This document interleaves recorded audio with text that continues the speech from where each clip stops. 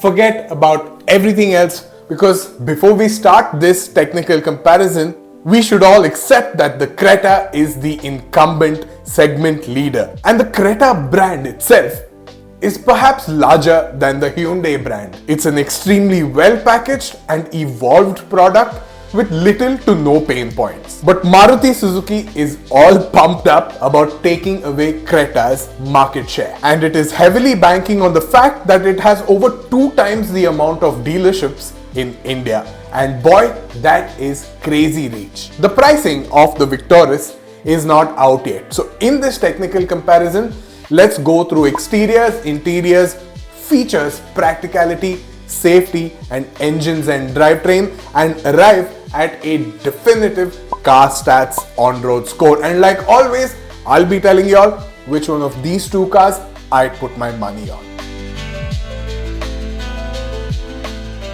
So here are the external dimensions, and as you can see, the Victoris is the larger product, but the Creta has a tiny advantage when it comes to wheelbase. During the launch of the Victoris, I saw people sitting in the rear seats, and at this point of time, it seems and looks like the Creta may be the slightly roomier product, especially in the legroom department. But here's a disclaimer, until we measure it, we won't actually know. Both these cars get a connected tail bar setup, but the differences are up in the front. The Victoris has a traditional lighting setup with a connected DRL LED strip between the main headlights, whereas the Creta goes for a split lighting setup where the DRL design is more elaborate and the main headlamp units are placed on the bumper. And this plays a vital role in how friendly you will be on the highway, because the headlight beam will be lower than the eye level. But as you know, Creta owners are known to abuse the high beam function. The front grille design on the Victoris is more EV-like and more ICE-like on the Creta. When it comes to wheels, the Victoris has 17-inch rims on them, and that is standard across all variants. The Creta, on the other hand, has wheel sizes ranging from 16 inches on the base trims and goes all the way up to 18 inch on the top trims. And talking about colors, check out these next couple of slides to make a preliminary decision on what color you may want to go for.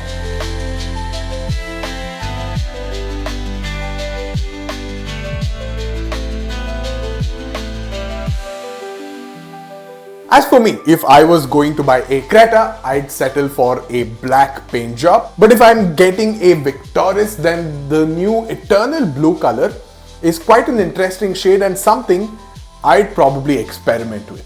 But which color would you go for? Let us know in the comments below. So overall, both these cars are striking and have good road presence. But the Victoris feels fresher and more flowy when compared to the Creta's thick eyebrow design. The Creta is also the less conventional design, but hey, what you like is what you like. Once again, let me know in the comments below which one you prefer, but I prefer the Victoris and I'm giving it this point when it comes to exteriors.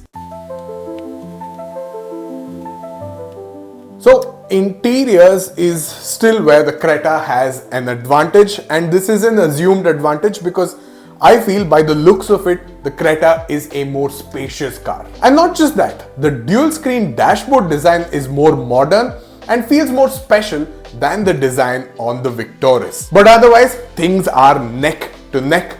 Both of them are loaded with goodies like a dual pane sunroof, ambient lighting, ventilated seats, premium soft touch materials, and fantastic audio systems on both of them. But when it comes to interior color schemes, here's the bottom line. The Creta offers a progression of interior color themes, from functional dual tone in lower trims to sporty and refined all black treatments in top trims, especially editions like N-Line and the Night Edition. The Victoris, meanwhile, embraces a more premium palette right from the outset, with dual tone options that mix elegance and modernity, supplemented by a vibrant ambient lighting setup. I've been in a Creta, and based on my assumption that it is more spacious than the Victoris, I'm giving this point to the Hyundai Creta.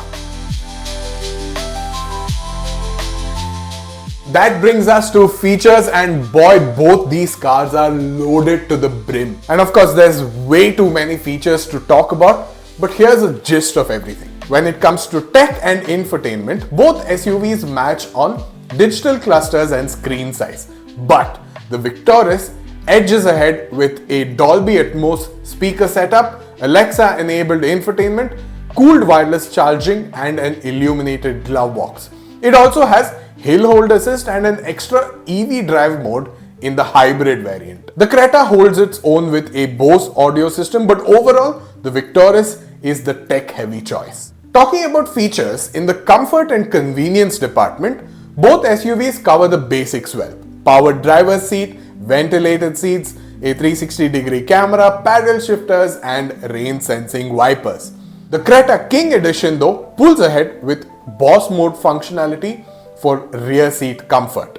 The Victoris, however, fights back with a powered and gesture-controlled tailgate, something the Creta lacks. So the Creta is strong on driving convenience, whereas the Victoris leans more towards luxury practicality. Both these cars are well equipped, but I'm going to give this point to the Victoris because of three main reasons: a better audio system, cooled wireless charging, and a powered and gesture-based tailgate operation. I would any day choose a gesture and powered tailgate to a boss mode, because if I'm driving a car, I'm the boss. There's no one going to be sitting at the back seat, and if they are, they're not going to be the boss. And on the topic of practicality, the Victoris takes the lead in ground clearance, efficiency, and maximum range, making it the clear winner for long distance economy and rough road conditions. The Creta fights back with a bigger fuel tank, tighter turning radius, and the security of a spare wheel, things that matter in daily Indian driving. So if you seek maximum range and efficiency, go for the Victoris. But if you want all-round and everyday practicality, the Creta still has the edge. And this round is a draw. But I'll tell you what, the next category isn't going to be a draw, because the next category is... See, I know for some of you out there, safety is all about banging the bonnet and listening to what it feels and sounds like. And those of you who are in that bandwagon, well, go take a hike, because I think we are all approaching safety in the wrongest way possible. Safety is primarily about how agile a car is and how well it brakes to avoid an accident in the first place. And then there's ADAS, which further reduces the possibility of a mishap. Crash testing should literally be the last thing you should be worried about, because look at it this way: both the Tata Safari and the Suzuki Swift Desire are 5-star rated cars, and the NCAP crash tests happen only at about 64 kilometers per hour. But in a head-on collision, the bigger object or vehicle is the safer vehicle. So a 5-star rated Safari is still unsafe when it collides head-on with a lorry. But getting back to the topic, here's how these two cars compare when it comes to safety. Both SUVs offer 6 airbags and strong structural builds, but only the Victoris comes with a confirmed 5-star crash test rating.